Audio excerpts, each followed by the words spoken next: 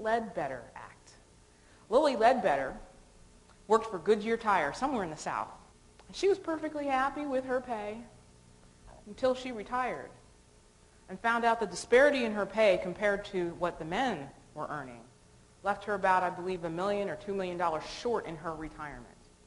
She was doing the exact same job for the same amount of time. She was a woman. She filed a lawsuit. Several circuit courts awarded her millions of dollars, I believe about $3.3 million. However, this case goes all the way to the Supreme Court, and on a technicality was thrown out by the Chief Justice because she did not report the incident within 180 days of the initial infraction. Wait a minute. Lilly Ledbetter had been working for over 20 years. I'm sure all of you, when you get a new job, you run around and you wear a t-shirt saying, I'm making X. How was she supposed to know what everybody else was making? Even though she lost the money, the first law that Barack Obama signed into law was the Lilly Ledbetter Fair Pay Act of 2009, which guarantees that women can go ahead. They're entitled not only to equal pay, but the statute is changed from 180 days of the initial infraction to 180 days of when she finds out. What does that mean for you as a leader? It means you better pay your people equally. If you have a man and a woman doing the same job and making significantly different money that is not based on performance, sure, you're going to have people who outperform others. Sure, you're going to have people who didn't get the raise because they didn't meet their objectives. But I'm talking about they're all good performers. You need to pay them equitably. And with women rising in the workforce, even though they might be in the majority, the truth of the matter is women are still primarily in entry-level and middle management positions, meaning that their salaries, their structures are still controlled by men, which leaves the power in a difficult situation for women at times. So as a leader, you want to pay attention to equal pay rights. Let's talk about bullying for a minute, which can be just as costly. Bullying in the workplace is on the rise. Managers need to create an inclusive environment. And bullying often happens to the different person, the person of a different religion, the person who wants to sit aside on Friday to go pray, the person who has a different holiday, the person who has a different orientation, or sometimes the person who is overweight. These trends are very similar to the bullying trends that you see in our high schools and in our elementary schools. And many states are responding, especially New Jersey, are responding with a no-tolerance law. What does this mean to you as a manager, a leader, a supervisor? You cannot allow bullying to happen in your workplace for any reason. Bullying means harassing, offending, socially excluding someone negatively, affecting someone's work or tasks. It happens repeatedly. It's over a period of time and an escalating process. The person confronted ends up in an inferior position. Bullying is very similar to harassment. Here's a definition of harassment from the EEOC. Harassment is unwelcome conduct that is based on race, color, religion, sex, including pregnancy, national origin, age over 40, disability, genetic information. Harassment becomes unlawful. Enduring the offensive conduct becomes a condition of continued employment. Or the conduct is pervasive enough to create a hostile work environment that even a reasonable person would say, this is hostile. Who would possibly want to work here? Harassment and bullying look very much the same. Bullying happens to at least 37% of the workforce, which translates to 54 million people are affected by bullying in our country. 72% of the perpetrators are bosses, while 55% of the targets are rank-and-file folks. Typically, it's bosses picking on their staff. However, it can go the other direction. People can bully up as well. No matter which direction the bullying is going in, it creates a difficult environment for anybody to work in. Bullying is about power and control.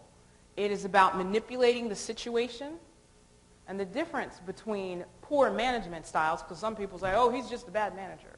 He doesn't know what he's doing. A bully intends to undercut the target. The bully intends to hurt you. The bad manager just doesn't know what they're doing. But the bully is doing it on purpose. Women, unfortunately, tend to be the target more often than men. That is because women tend to be in more subordinate positions in the entry level and in the middle management ranks. While men target men and women equally, women bully other women 71% of the time. So also by the proportions here, women are just the targets more of women and equally of men, making them, unfortunately, more targeted than men. With women being more likely targets in the organization, if you do the math, that means this organization is lined up for a gender discrimination case. We've talked about how women are at the targets, how women are in the subordinate position in entry level and middle management. Just by logic, that means organizations need to be particularly careful about gender discrimination cases when you have people bullying women because of their gender. And let's think about bullying and the law. Employers who ignore bullying can have a particularly difficult and expensive time. Constantly insulting employees, treating them differently, having off-color jokes can motivate an employee to file a formal complaint. If the target is of a protected class, you're picking on somebody because of their religion, because of their race, because of their age, the bullying can lead to a charge of harassment. So what is the cost to employers? This is expensive stuff. First of all, the cost to replace an employee is 30%. Every time someone leaves your organization, you just lost 30% of their salary. So if I have an employee who's making $50,000 and they've been bullied and they leave, that's $15,000 down the drain in recruiting, retraining, and retaining that employee. If I have other people who leave the organization because they have witnessed bullying, you are now paying to replace them as well. Turnover is expensive. Let's consider the cost to defend a lawsuit. As I've stated before, bullying can very quickly turn into harassment. So now you've got a gender discrimination harassment case on your hands. And let's suppose the person filed a flawless claim, something that just doesn't count. It's still going to cost your organization $75,000 to get to what's called summary judgment, even if the judge throws it out and doesn't let it go to court. If the case goes all the way to court, you're easily spending six figures, upwards beyond $150,000 in deposition costs, discovery, documents. It's expensive to defend bad behavior. So as a leader and as a manager, you want to protect your organization from these kinds of things.